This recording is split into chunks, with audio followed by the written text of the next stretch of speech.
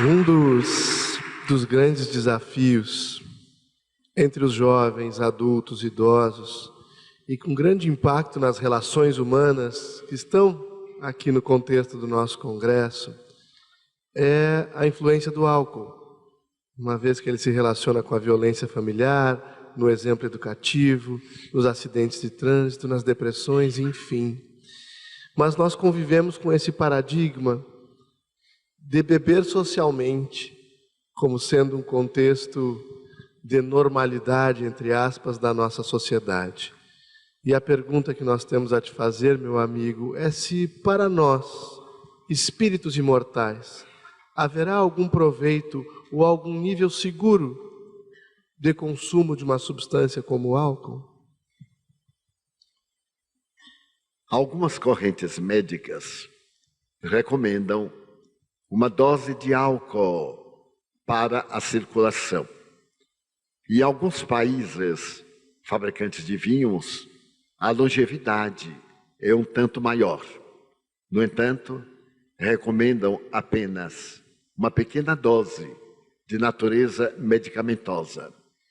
Mas eu noto, por exemplo, que os espíritas pregamos determinada conduta para os outros e não as vivemos em nossa intimidade. Um amigo levou-me para vir à sua casa. Eu estava construindo um palacete e me levou à sua adega e ao bar que estava colocando no refeitório.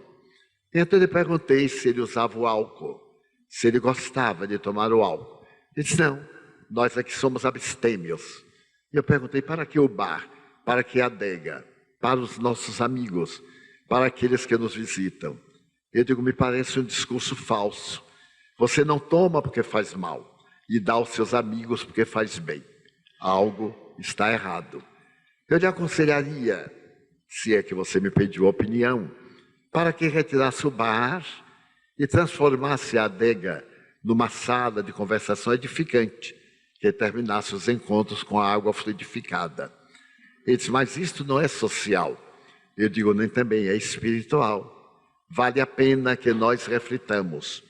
O álcool e o tabaco são dois adversários cruéis do indivíduo. As experiências de laboratório têm-no demonstrado. O indivíduo, em linha geral, acha que ele é alcoólico se tiver o delirium tremens. Mas alcoólico é todo aquele que, por hábito, ingere a substância alcoólica. Essa é a definição dos alcoólicos anônimos.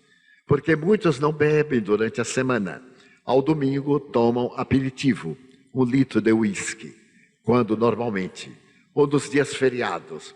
E nós verificamos que se o álcool era comum ao tempo de Jesus, principalmente a fermentação da uva, de que Jesus dá a demonstração no belo trabalho do matrimônio inicial, aquele matrimônio que ficou célebre, quando Maria diz, faltou vinho, e isto é um augúrio negativo.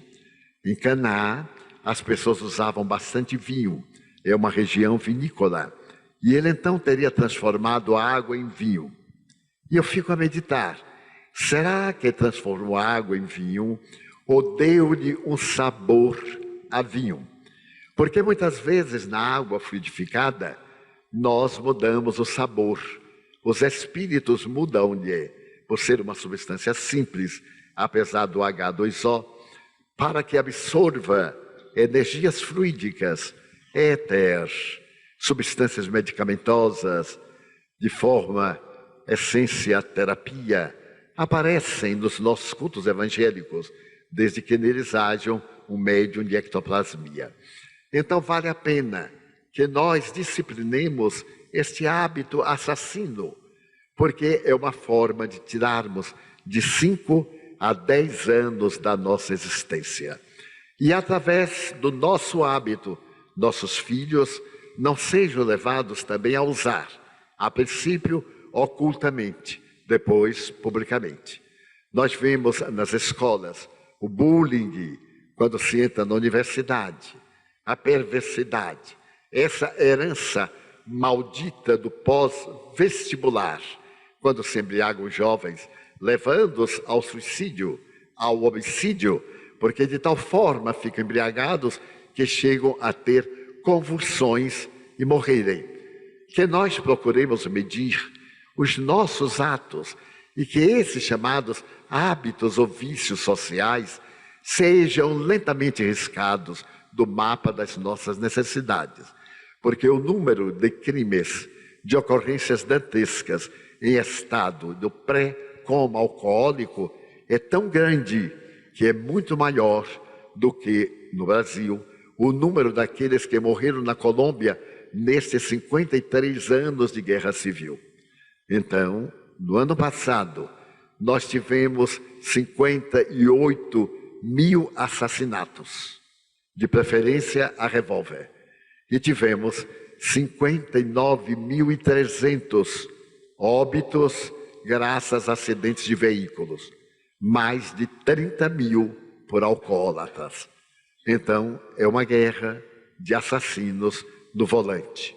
O volante é a sua arma. E se nós não mudarmos de situação, a tendência é crescer muito mais, o que certamente aconteceu neste ano. Procuremos dessa forma evitar em casa a substância alcoólica e falemos com naturalidade aos nossos filhos. Nós, que tivemos mais de 200 crianças de uma vez em nosso sistema de casalares, quando eles falavam da necessidade do álcool, eu lhes dizia, vocês podem usar, é o livre-arbítrio, sabendo que estão suicidando-se. E nós, os espíritas, na busca de fundos para nossas obras, sempre programamos almoços beneficentes. E eis aí um problema.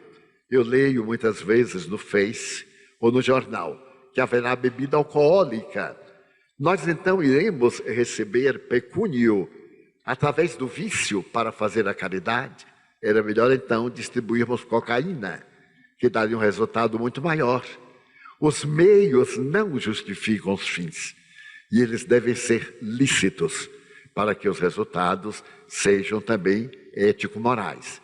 Desculpem a forma que estamos apresentando o tema, mas há temas que necessitam de ser enfrentados, para que nossos filhos não se habituem em casa, ou nos grupos, ou antes do vestibular, ou no primeiro namoro, que é a fórmula que os leva ao alcoolismo, para depois nós termos resultados terríveis. Homicídios, extravagâncias e desastres culturais.